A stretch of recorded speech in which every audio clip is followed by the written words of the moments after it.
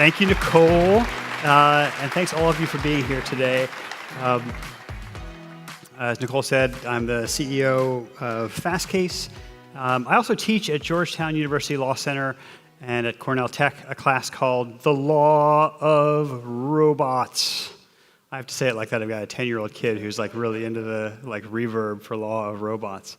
I'm also the editor of a book called Data-Driven Law. Nika Kabiri actually contributed a chapter in that book talking about a lot of the topics that we're going to discuss today. So data analytics, what are they? How do they help your firm? How do they help your clients?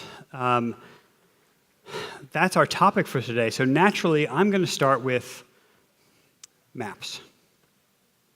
Permit me like a brief tangent. Let's talk about the history of maps and cartography for a second. I want you to think about a time before maps, right? And think about a time before maps from the perspective of a traveler. In antiquity, before there were good maps, travel was dangerous, all right? People didn't travel much. They were born and died in the places where they were born. Why? Well, travel was risky. You didn't know if you picked the right way. You didn't know how to get from one place to another. You didn't know if you would get there in time, if you would have enough money to get there, if you would have enough food to get there. So travel was risky in the age before maps. And during this time, travelers would hire navigators, right? A navigator would take you from one place to another place. And navigators were good because if you'd never been before, it was comforting to go with someone who had made the journey before. The problem is navigators typically only had their own anecdotal experience to guide them. They could take you on routes that they themselves had taken. Maybe they could take you on routes that they had heard about themselves, but they were limited for the most part to their own anecdotal experiences. So in an era before maps were common, travel was risky and expensive and rare. People just didn't travel much because it was dangerous. All the risk was on the traveler. So we know over time, these experiences, these individual anecdotal trips began to be recorded, first in oral tradition and then written, and then people could trade them to each other, these written accounts of what would happen, and then they started to be drawn, and people started to aggregate these drawn experiences into the early maps. And what happened? So in the early days of maps, travel became less risky. More people did it. It became easier. So there's like 1,000 years of history of maps, right? So there's innovators like Ptolemy, who first drew the latitude and longitude lines on maps so you could scale maps. Mercator, who allowed us to see on flat maps what journeys looked like across a world that was round. They weren't always good maps. I mean, a lot of the maps would sort of represent the unknown with these like sea monsters. Here there be monsters. But they were certainly better than nothing. I mean, they were better from the perspective of the traveler than no information at all. And over time, the maps got better and better. Cartography techniques got better. And sooner or later, in the early 1900s, we were actually able to send photography drones in the sky to take pictures of the terrain so you could actually see what things look like from the sky. I see a couple of maybe skeptical faces about the drones in the sky in the early 1900s, but it's true. We would send drones in the air with cameras on them to take pictures of the Earth. Here's a picture of one. During World War I, maps were a source of significant strategic advantage. And so military leaders would send pigeons in the air with cameras to take pictures of the terrain so they could understand from the sky what was happening better. And they would use these maps for their strategic advantage in battle. So the maps continued to improve until in the mid-1900s we would have maps that were way more detailed. And every time maps got better, trips became easier. They were done more. From the perspective of the travelers, maps democratized travel, and they shifted the risk from the traveler maybe to map makers. I don't know. Okay, so I talked about the drones of the 1900s as one source of innovation. There was another in the 70s called geographic information systems. These are the basis for Google Maps and all the maps that power your cell phones, Bing Maps, MapQuest, things like that. The only thing I'll say about GIS systems that I think is interesting is that for the first time, you could separate out the database of data about maps, the analysis of that data, and then the display of that data. With paper maps, it was all in one place. You know, you would sort of hand transcribe it, and they were all in sort of one layer. So after GIS systems, you get like the first MapQuest maps. And then with mobile phones, the ability actually to see where you are on that map, right? And then the last innovation I'd really like to talk about is Waze, the ability to crowdsource the data layer, where people who are using the maps can actually transmit data that is reflected on the maps. We're all familiar with this now, right? So you can see where there is a traffic jam because the phones of people who are using Google Maps or Waze will actually reflect back to the Google databases and say, these phones, these sensors have stopped. And so you can see that there's a traffic jam and take a different route, right? Okay, and so it's really great. So now you can sort of see ahead of time where there are construction events or roadblocks or traffic cameras, all because of the information provided by the people who are using these maps. From the perspective of the traveler, the world gets much, much better and travel becomes much more safe and less risky as you move from an era of anecdotal information about the trip to good maps, to great maps, rich with information. Okay, so that's my nerdy tangent about maps and the history of cartography. What on earth, you might ask, does this have to do with legal informatics, with data analytics, with my damn law practice? Please, Ed, tell me you're going to tie this back. And I will. So clients bring to law firms, they bring to us as lawyers their most pressing problems. If you are a corporate lawyer, companies will bring bet the company litigation to you. If you practice family law, people come to you with the most important questions their family will ever face. And so we get these questions all the time. How much is my case worth? Right? If you are a contract lawyer, what's market? If you're drafting contracts, you're trying to figure out, do you use this clause or not? You want to know, is this standard? If you're a criminal lawyer, is this plea deal a good plea deal or not? Every single one of your clients has a common question, which is, how much will this matter cost? A mystery to me is around settlements. If you're trying to settle a case, how much do you offer in settlement?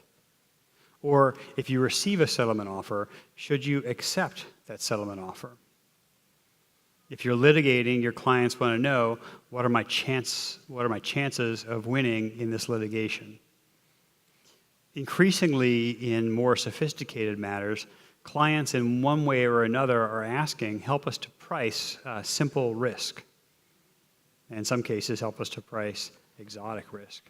And we as lawyers, when we get these bet the company questions, when we get these questions that will decide the fate of a family, we answer them with our experience.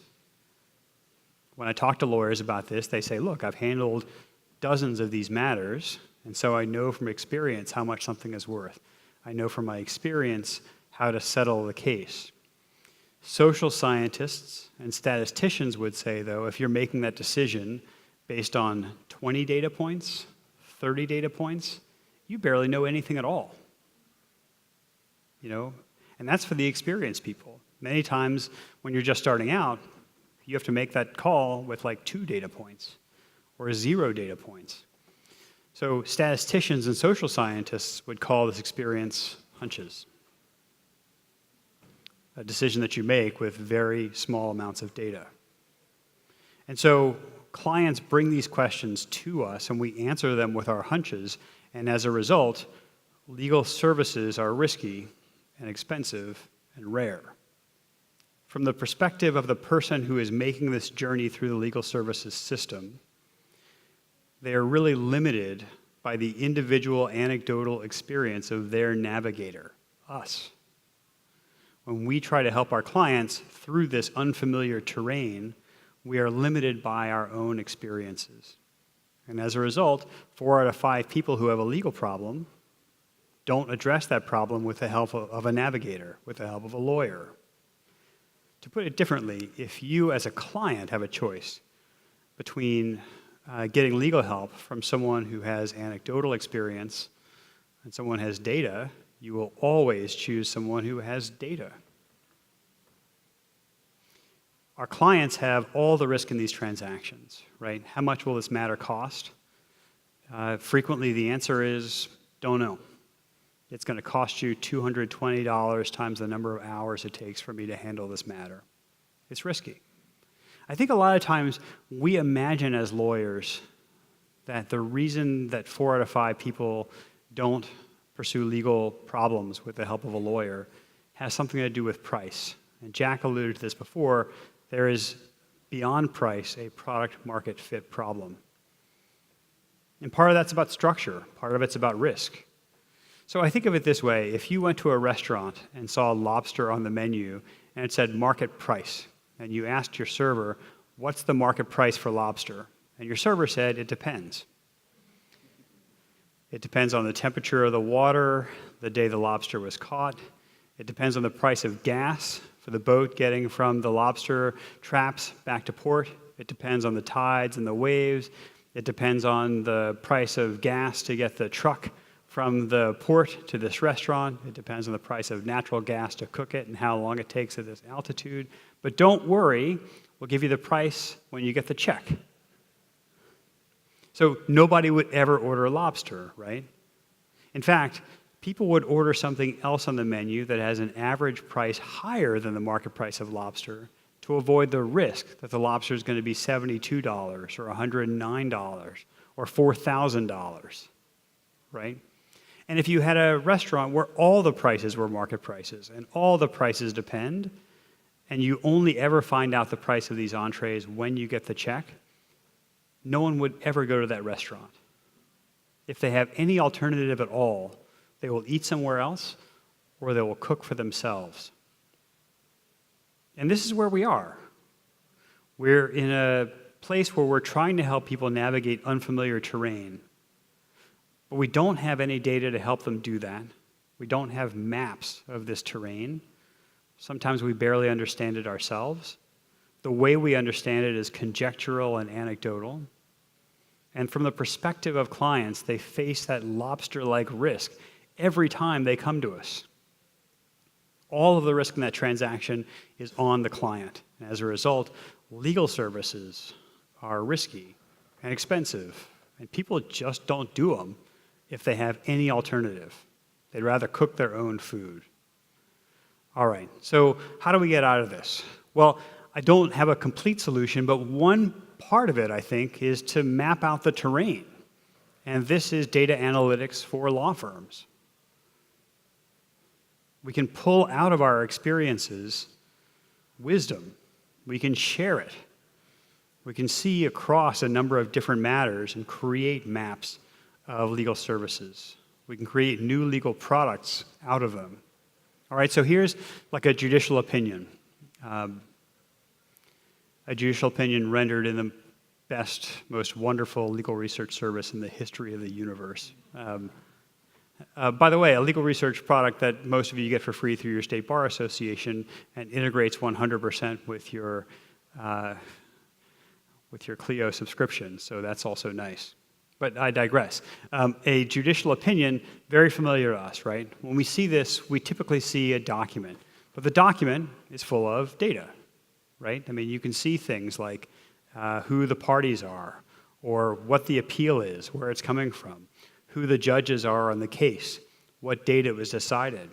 You can actually pull out of this who wins or who loses that case. This is a docket sheet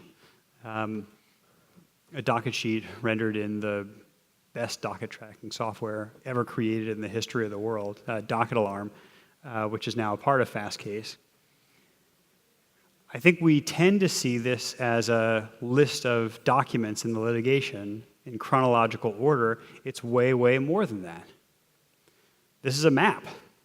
This is the story of a journey through a legal matter. So it's full of all this information, like the date things were filed, how long that is from the original filing in the suit. You can see what happens at each stage of this litigation and how long it takes. Every one of these docket sheets is a map to a legal journey. If you open the documents in the docket sheet, you might see a complaint. Let's say this one was picked at random. Full of information, right? You can find the court, and at the end of it, you can find the parties. You can extract from it, what happens. Was the motion granted or not? On what date? By what court? What were the law firms? Every one of these is a point in the journey, and when you assemble those points together, you're able to create maps, right? When you roll up the information that is collected in every one of these individual entries in a docket sheet, in every one of these judicial opinions, in every one of these documents in litigation, then for the first time, you're able to say, here are the litigants in this jurisdiction. Here are people who have had a similar experience to my clients, and here's what happens. And not in an anecdotal way, not in my limited experience of 12 matters way. Here's what happens in 120,000 matters. Here's what happens in cases like ours before this court and before this judge. And by the way, I don't need to pave this course myself. I can look at the documents in the case and try and figure out what's happened before so I don't have to start from scratch. There's a lot of people who use information like this to prospect as well. You can get alerts when certain kinds of cases are filed, and then you can use that as a way to build new business. And when you go to pitch that business, you can say, not only am I a very experienced lawyer, but I can show you analytically what happens in cases like this one. So we're not starting from scratch. You're not limited to my individual anecdotal experience. How much is this case worth is not like a single answer. It's not like you say the answer is $1.6 million. The answer to how much is my case worth is a distribution. This is the distribution of outcomes in cases like mine, right? The curve looks like this. The mean is 1.1, the median is 1.6. Who is this judge? The answer isn't, I know this judge because I know that she was appointed by a Republican president, or I helped this judge to get elected the first time by playing golf with her and raising money with her. Who is this judge is, how does this judge rule in cases like mine? And you can't know that from individual experience. You're not a litigant in all those suits. You need to roll up all of that experience, and you need to do it from the perspective of a map. And when you roll up this data from a lot of different data points, for the first time, you're able to express the answers to these questions not as hunches. You're able to express the answers to these questions as data. And this is what clients are asking us. They're asking us data questions, but we're giving them conjectural answers. What they really want is data answers. So should we settle this case? Should we accept the settlement offer? You might want some information about that. For example, what happens if we go to trial? Are we going to win or lose? What's your exposure if you go to trial? You might also want to know, what are settlements like in cases like this one? So if the settlement offer is in the 90th percentile of settlements of similar cases, and your chances for success at trial are 16%, That's important information to know. That sounds like a pretty good settlement offer. If the settlement offer is in the 8th percentile of settlement offers and your chances for success at trial are 89%, even if the settlement number is the same, those two cases are entirely different postures. So instead of using our best guess, instead of averaging out how much is being asked for in zero and trying to figure out whether to settle the case or not, we can use data to see what happens in cases like this one. So these are all Docket Alarm slides. Michael Sander, the founder of Docket Alarm, sitting right here. Look at how these cases end, right? If you look at all of them, see what the outcomes are, right? And look at cases that are like yours to try and figure out what's likely to happen in this case in this court, right? So when we answer these questions, we shouldn't answer them with it depends answers. We shouldn't answer them with anecdata or hunches. If they're data questions, we should answer them with data answers. This is not how we do it today, by the way. Nobody, very few people, are able to answer questions this way. But I can guarantee you this is how the questions will be answered in the future, right? Today, this is the ceiling. In very short order, this will be the floor. Your clients will have this kind of information at their fingertips, and if you don't, you will never win their business, right? You have to at least have these kinds of reports for matters like yours. You have to be able to use the experiences across judicial opinions to extract information that nobody else has. That's the new floor. At Fastcase, we built this tool, the interactive timeline, that maps out search results and shows the citation relationships among them. It is kind of like a data-driven way of showing what's persuasive to courts. Courts know what's persuasive to them. You can't find that out by reading 600 documents in a search result. You need to map out the citation relationships and see what's authoritative in a data-driven way. We also created this adorable bad law bot, the world's first algorithmic citator that uses algorithms to try and predict whether cases are still good law or overturned. I'm showing you Fastcase and Docket Alarm examples, by the way. I'm not pretending like Fastcase and Docket Alarm are the only companies that do this. Lex Machina from LexisNexis really pioneered this space. They do a really good job with litigation analytics. LexisNexis is making a big push into data-driven law now itself, which I think is great. Law schools, by the way, have done this for years. In law school, they call this empirical legal studies, the study of what happened, right? Studying the past as a guide for what's likely to happen in the future. These are maps. These are ways of taking risk out of the legal services market for clients. If we want to serve more than 20% of the needs of clients, we need to change the kind of products that we're offering them. And data-driven law, data analytics are a great way of doing that, taking a lot of the risk out. How much is this matter going to cost? Well, I can tell you that the distribution shows us the prices range from $21,000 to $46,000. The average is 33, and there's a cluster over here in the 40s that have this one particular characteristic. Yours doesn't. So I think this matter is going to cost you around $33,000. You don't even necessarily have to do it on a fixed price. If you tell a client during the pitch, I know from experience, from my billing system, this is what it's likely to cost. That is way better than what everyone else is going to do. And if you do it for a fixed price, maybe even a fixed price that's 120% of the average, people will be way more excited about that than a transaction where they bear all the risk. So look, I was a lawyer for years, but today I'm a client. At Fastcase, we have like 4 or 5 law firms who do work for us. And even the great ones, when I say to them, what's going to happen here? How much is this going to cost? Their answer is always conjectural. Their answer is always, don't know. It's going to cost you $775 times the number of hours it takes me to finish this work. And if that takes me 1 hour, it's going to cost you $775. But if it takes me 100 hours, it's going to cost you $77,000. Where it's going to fall between there, nobody knows. Big mystery. Okay?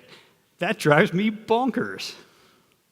And if any law firm came to me and said, I can't tell you with any guarantee exactly what it's going to cost, but I can tell you in matters just like this one, we have a range from $22,000 to $49,000, and the median is 32 and the mean is 38. I'm going to go with that law firm before the lobster law firm any day. We got to stop practicing lobster law. All right?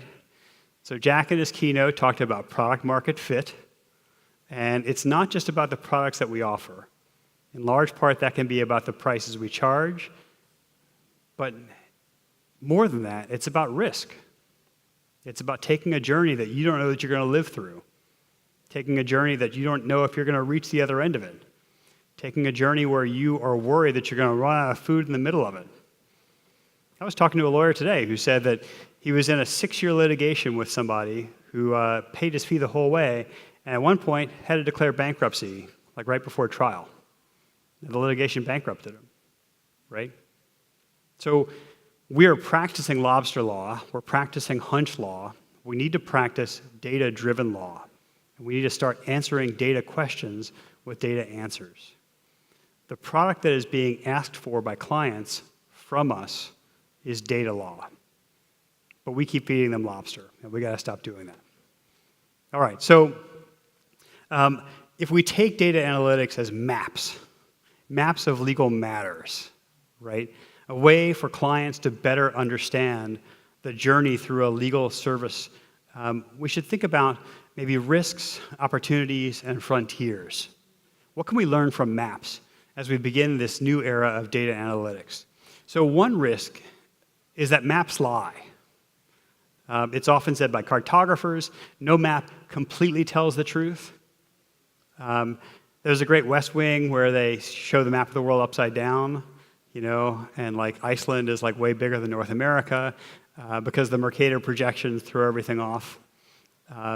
So maps are representations of the truth. They are not themselves the truth, and they're distorted in all kinds of ways. A great example of this that I love, in the early days of exploration of North America, a Spanish explorer went to the West Coast and explored the Baja Peninsula and went to the coast and started up the Baja Peninsula and got to a certain point and said, all right, I have explored California, and I can see from my journey that California is an island. And so he returned to Europe with this map of California, the island, and this was the way California was represented in maps for almost 100 years in Europe, because this individual explorer said so. This is not something limited to like antiquity, right? We have these kinds of data problems in maps today. My friend Andrew Arruda recently was at SFO waiting for his Uber, which appeared to be in the middle of San Francisco Bay. Every once in a while, there are data errors. There's another risk, too. The risk is something like our smartphones will make us dumb. I have a 10-year-old son, and I worry that he may never be lost in his life. He will always and forever know exactly where he is, and he will never develop the skill of getting unlost, of working his way out of a jam. We are increasingly dependent on these maps in our lives. You can tell this as people are walking through traffic, like, arched down over their smartphone. Not a very intelligent posture. So recently, I apologize to the Cleons in the room in Canada. A woman was driving her new Toyota Yaris, following a map, and it told her to go straight, and so she followed the map directly into the Georgian Bay. She didn't realize that she was underwater. She actually had, because she was looking down at the phone. So divers were able to rescue her Yaris not so much. The map said go straight. She went straight, but she missed the experience in the real world as well. By the way, the other thing about crowdsourced maps is that following the maps changes the maps. We experience this all the time, right? You're driving, And Waze or Google Maps or Apple Maps says there's two ways to go. One way has traffic congestion, go the other way. And so you head the other way, and there's traffic congestion. Why? Because 10,000 people had the exact same instruction on their maps, and to avoid the congestion, they all went to the friction-free way. I'll take some questions at the end. Yeah, no, I know. Yeah. She did not sue Google. I would love to see that lawsuit, though. And I think we have this kind of like over-reliance on these maps too, right? We shouldn't always trust them. A lot of them are algorithmic, a lot of them are machine-generated. There's such enthusiasm right now for artificial intelligence. We sort of want to believe that artificial intelligence, we can sprinkle like pixie dust over almost anything we do, and it will magically make everything much better. It won't. People who are trying to sell you a robot lawyer right now, the only thing I'll tell you is run. There's no such thing. And artificial intelligence is itself in its infancy. This in itself is a risk. So an AI researcher recently said, let's see how good AI is at some soft skills stuff. When you buy paint today, you can't buy the paint color orange, right? It's like Toast of New York, right? You don't buy yellow, you buy like buttercream biscuit. And so this AI researcher said, I wonder how good artificial intelligence would be at naming paint colors.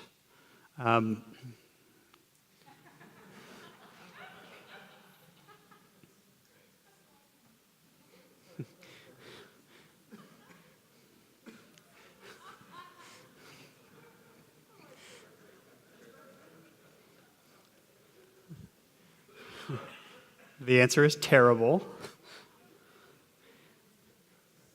So I grew up pretty close to here, actually, in Baton Rouge. I think I went to high school with a guy named Stanky Bean. In defense of AI, I think Turdley is exactly right. So I don't want to paint data analytics as this panacea. They're not a cure-all. There are certainly risks with data-driven law.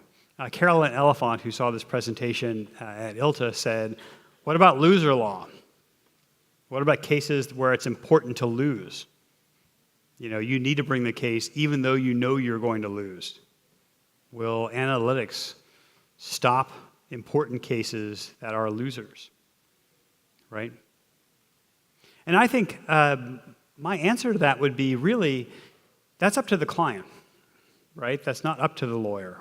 If the client wants to bring a loser case, you can certainly hand them the analytics and say you have a 9% chance of winning.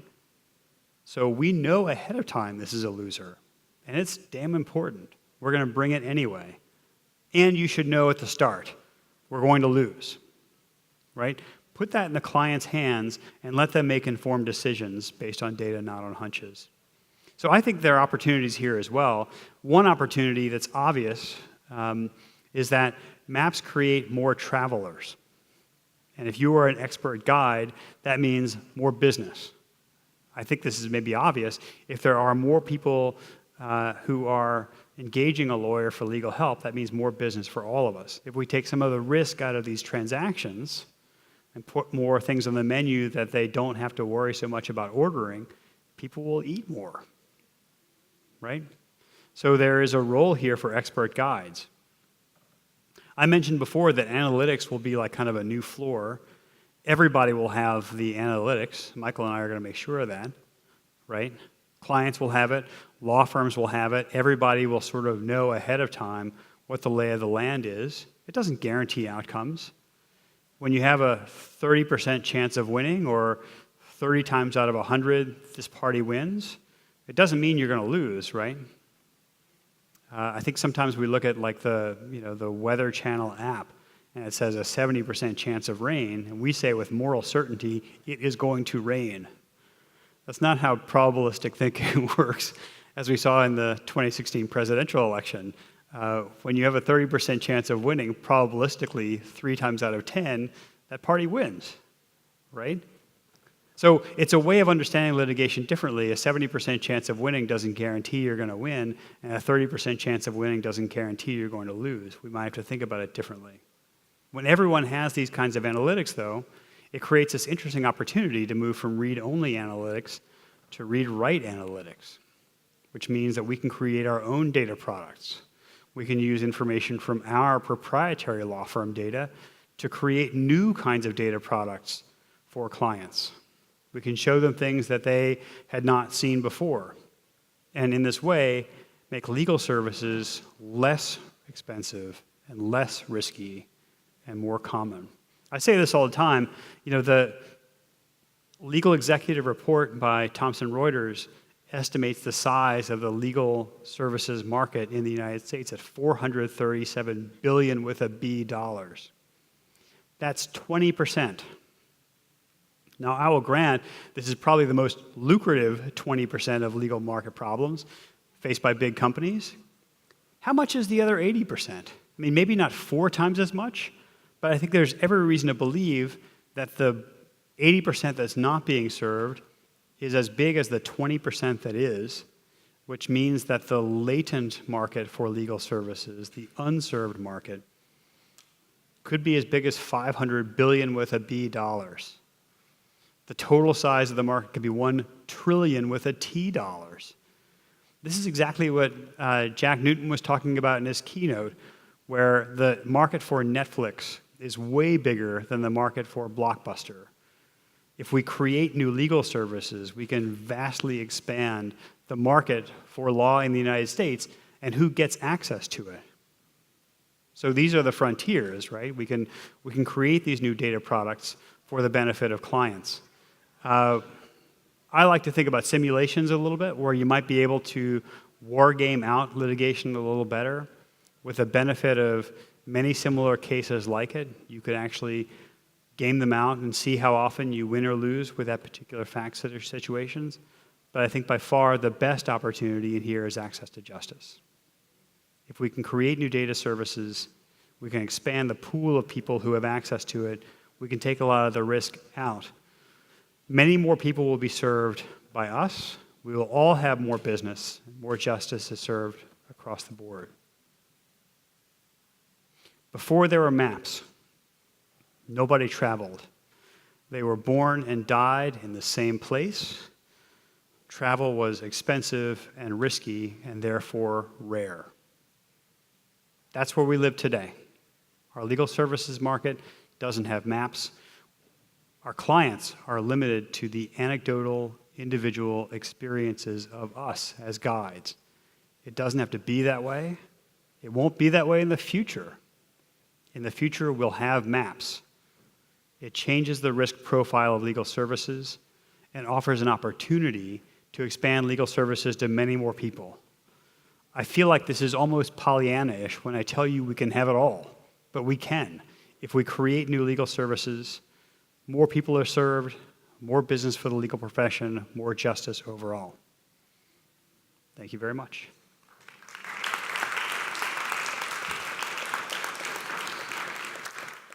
I would love to take some questions from you all. And we have a microphone too. Nicole's passing around. I'm really glad to see that you ended with that access to justice, because this is exactly what I think. What I've been trying to do in my firm is to try and track out what settlements, what cases are worth. And I mean, in the litigation setting, this knowledge is absolutely valuable. It allows me to predict what can happen. It allows me to be able to predict for my clients what their cases are worth. This is all wonderful, but there's a huge gap. There's data asymmetry, and institutional defendants in litigation settings have massive amounts of data. The insurance industry collects all the data about all the settlements, and the reality is that having that data is incredibly powerful for them. It's like I tell my clients, when we go into a settlement conference, we're basically playing poker, and what they're doing is they're dealing out the cards. We put the cards on our forehead facing out. They read them, and we don't see anything. So this is all, everything you say is true, except we don't have access to anywhere near the data that they do. And as long as we have protective orders and courts that allow secrecy, none of this means anything except in my office, where I can collect my own anecdotal data and make a prediction. I know anecdotally what some of my peers do when I work with them, but none of us can work together, and those people who don't have data don't have power, and the people who have data are never going to let us have access to that. How do we fix that problem so our clients can begin making decisions based on information and not individual attorney anecdotes? Is there any conversation that's going on where we're getting access to this information and data? Yeah, awesome question. So if I can paraphrase, doesn't this widen the division between haves and have-nots? People who are in litigation all the time will have troves of data about this stuff, and individual litigants will have very little. So I will be the first to say that we don't yet have all of this data, right? And many of these things are not unknowable, they're just unknown. We will have to create some of these data products ourselves. And I will say this too, with new services that are being created, and we're trying to create some ourselves right now, individual lawyers can have more information than insurance companies. Like in Docket Alarm, there's 250 million pleadings, complaints, answers, docket sheets, motions, and the outcomes. You can see at a glance like who the big players are and how well they do, how the lawyer on the other side does. And a lot of insurance companies don't have this information, right? So we are democratizing that information right now. You'll see a lot of companies who do this. The settlement data you're talking about, I think, is a gold mine. I can't believe that gold mine is going to stay locked up forever. So I feel very strongly, although settlement data is not broadly available, anonymized settlement data is about to come online. We're pushing pretty hard to do it at Fastcase and Docket Alarm, but I think I'd be very surprised if 5 years from now there's not very good settlement data available to anybody. So right now, it is definitely true that a lot of the information we would want is not online, but some of it is, right? Some of it is coming online right now. And so we do have the opportunity to democratize the data that matters. In the age of maps, this was true as well. Maps used to be a collection of royalty. There were times when castles were raided, and the only things that were taken were maps. Maps were a source of major strategic advantage in world wars. This is why you always see, like in these World War movies, like the map room, right? People moving stuff across the map. Because if you understand the terrain, you have a strategic advantage. But we know how the story ends, right? These things all get democratized over time. We live in an era where this kind of information is more freely replicated and distributed than at any point in the history of the world. So I don't believe for 1 minute that this aggregate data about litigation will stay locked up. In fact, we're going to try and open it up ourselves. So there is a good story and a bad story there. The good side is that it absolutely, over time, will democratize, right? And it will change the advantage that insurance companies and large litigants have always had, right? But I would say the downside of that is we're just not there yet. We're going to get there, though. Next question. Oh, hey, Ed, it's Stan Lear. I was basically just gonna say what you just said. I was just thinking. So I used to work for a company called Avo, which I imagine most of you know, and like Avo's initial key strategic advantage was that all of the lawyer data was made available by licensing authorities, and so they took that data and put it in a very consumer-friendly space and made that available. Well, increasingly, to your point, and I was just talking here with my buddy Sam about this, like local court docket data, and Avo was looking at this to some extent to get access to that data, not to hoard it for insurance purposes, but to make it available to consumers so they could have better insight into which lawyers actually did the type of law that they say they did, and which lawyers had litigated against certain judges, and which ones had been more successful. So I was just going to basically say that I completely agree that right now there may be an information asymmetry as it relates to where this data is, but some enterprising entrepreneur is going to find a way to unlock that data from what is already publicly available sources and make it available in a consumer-friendly way so that we see some evening out there. I think it's inevitable. Amen, brother. Amen. And if I can add,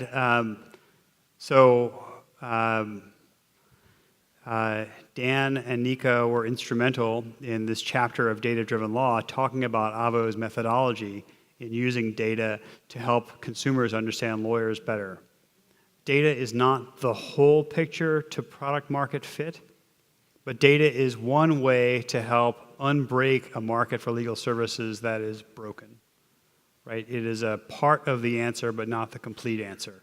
If we want to make the product market fit better, from the perspective of travelers and clients, data is absolutely a part of that story. I self-consciously in this talk put you in the shoes of someone making the journey, right? Not of the navigator, not of the ship captain, but of the person who is on that trip. Because we should be thinking about this from the perspective of clients. And that's how we get product market fit right. Yes, ma'am. I work in family law, so you have many, many more human conditions. Yeah. But I just don't see, I mean, we could, like the judge idea of seeing what the judges came through with, I think was a really positive thing there. I just don't see how, there's just too many variables with the human condition when it comes to family law. Yeah, you know, it's interesting. Like, I think that there is this instinct that everything is different. Each individual circumstance, each individual judge is unique. But I think when you start to look at the data rolled up, patterns really do emerge. You will see that some judges are more likely to grant a TRO and some judges less. Some judges will be more likely to grant custody to a husband and some less. And over time, when you're able to roll up the empirical data of what really happens, trends will emerge. But what I'm saying from being able to tell the client, this is what you can expect, or just to help them even begin to price it. Right. We can't tell whether they're going to want to fight longer, or their spouse is going to want to fight longer, or, you know, that's all over the board. Right. So the question is, for the benefit of the recording, aren't we going to still have these like wildly variant fact patterns that it will be hard to price out ahead of time? We don't know how ambitious the spouse is going to be in family law matters or what contingencies will arise, but that's always true.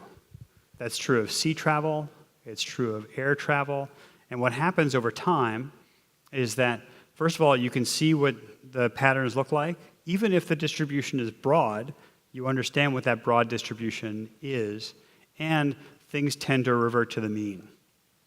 So I'll tell you a story about data and stock trading. People thought that you couldn't actually use algorithms to trade stocks because there's too much variability in the value of stocks. Things happen that increase or decrease the value of stocks in ways that are unpredictable. Algorithms can't understand them, and so there's no way to do it effectively. Well, we've seen what happens, right?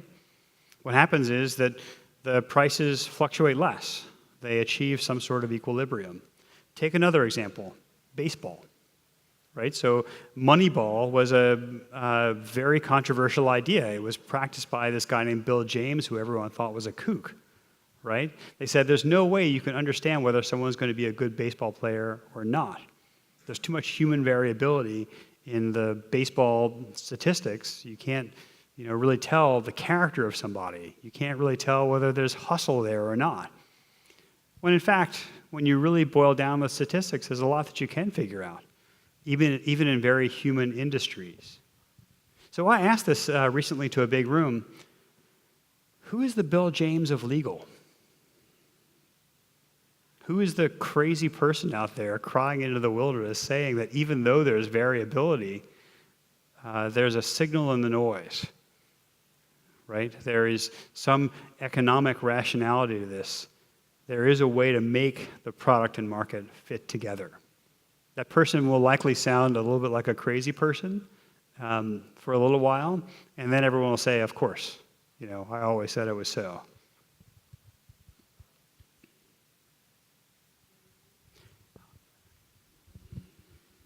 So I feel like data can often be misleading for people or confusing, maybe based on different situational factors. Do you have any resources that can help people ask the right questions about data and also explaining that to clients so that they understand? Yeah, I don't. I actually don't. I think I hope that wasn't a softball for me to recommend my own book, Data-Driven Law. I think it doesn't fulfill that promise. If there were a guide today that says, here's the right resource to think about data in a law firm and how to explain it to clients, I don't know about it. I like a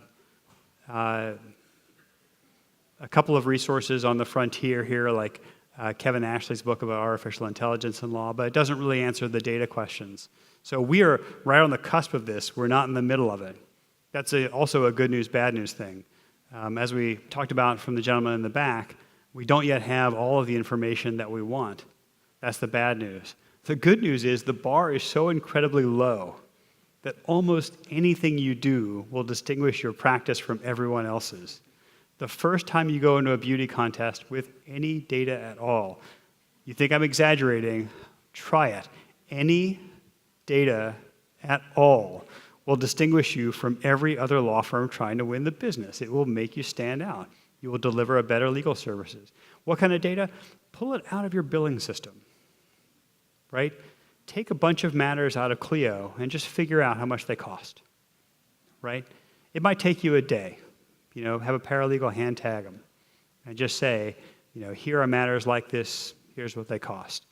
I bet you some enterprising soul at the next launch code competition will have an app that will start pulling the stuff out of Clio so you can figure out how much things cost, right? Will it benefit your law firm? Yes, but this is for the benefit of clients. Sir. Just a quick anecdote about data gathering and how it can be used quickly. We started gathering this data about our settlements last year, and we just went back and put them on a spreadsheet and tried to figure out what the average was. And within a month, I had an average number for a certain kind of case that we file. And what I figured out that we could do with this immediately was I gave this average number to my associates so that they could walk into settlement conferences with magistrates who would say to us, well, what do you want? And we didn't have a number, and we didn't have any way to value cases that have no physical damages, no economic damages, and the only thing that you were measuring was pain and suffering. And so what my associates were then able to do is just turn around to the magistrate and say, I'm sorry, the average of these cases is $25,000. My boss told me that if I come back with less, I don't have a job anymore. And so, we walked out with the $25,000 immediately just because we had an average data over the last, 3 years to say to the magistrate, this is what the cases are worth, and they had nowhere to push back on us. We said, these are better than average cases. We need a better than average settlement. And those numbers have just started creeping up because we always bring better than average cases, just like Lake Wobegon. Right. So we're starting to see the tools, right? Like pulling the data out of Clio. If you'll permit me, we've just launched inside of Docket Alarm an analytics workbench that allows you to query the 250 million documents and dockets for the analytics that you care about. How many times were motions in limine granted in Iowa federal courts? What are writs of mandamus issuance rates like in state courts in Texas? Questions that they can't run reports for in kind of read-only programs. You can't pull out of Lex Machina or something. You can now begin to create for yourself inside of Docket Alarm and Fastcase. And so when you're able to do these things, query your own database, take big data sets and ask questions and get data answers back, it helps improve that product market fit for the benefit of your clients. It makes legal services less risky and wins you more business. I have given a very nerdy talk about maps and data analytics for the practice of law right before the closing keynote. Thank you all for your patience.